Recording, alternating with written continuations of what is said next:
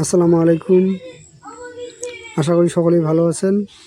আলহামদুলিল্লাহ আমিও ভালো আছি। তো আজকের ভিডিওটা আমার নতুন খামারি ভাই বোনদের জন্য, যারা খামার শুরু করতে যাচ্ছেন তারা ভিডিওটা মনোযোগ সহকারে দেখবেন। তো এখান থেকে পুরুষ মহিলার ধারণাটা আপনারা পেয়ে যাবেন। তো পুরুষ মহিলাটা চিনে যদি খামার শুরু করেন তাহলে খামারে আপনাদের লস হবে না।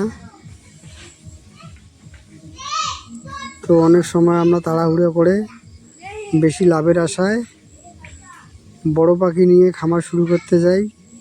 তো সেক্ষেত্রে কি হয়, তো মহিলা পাখির জায়গায় পুরুষ পাখি দিয়ে দেয়। তো যেহেতু আমরা নতুন বুঝতে পারি না, সেক্ষেত্রে আমাদের লস হয়ে যায়।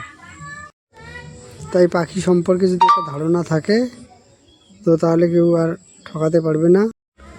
যদিও বা ছোটো পাখি দিয়ে খামার শুরু করা ভালো, তারপরেও যারা বড় পাখি দিয়ে খামার শুরু করতে যাচ্ছেন, তো পুরুষ মহিলা পাখি সম্পর্কে যদি একটা ধারণা থাকে তাহলে শুরুতে সেই রকম একটা লসের সম্মুখীন হতে হবে না। কোয়েল পাখির পুরুষ আর মহিলা পাখি চেনা খুবই সহজ। এখন যে আমি আপনাদের পাখিটা দেখাবো সেটা হলো মহিলা পাখি। তো যদি একটু লক্ষ্য করেন তাহলে বুঝতে পারবেন। তো মহিলা পাখিটার বুকের নিচে যদি দেখেন তো দেখতে পাচ্ছেন কালা ফোটা ফোটা ছোপ, আর পুরুষ পাখিটা সাধারণত প্লেন থাকে। তো পুরুষ পাখির কোনো রকম কালো কালো ছোপ বা ফোঁটা থাকে না। তো এটা দেখতে পাচ্ছেন, এটা হলো মহিলা পাখি। আর যদি পুরুষ পাখিটা দেখাই তাহলে সেটাও দেখতে পারবেন বা বুঝতে পারবেন। তো এখন যদি আপনারা ভিডিওটা দেখুন, এখন আপনাদেরকে আমি দেখাবো পুরুষ পাখিটা কেমন। তো দেখতে থাকুন।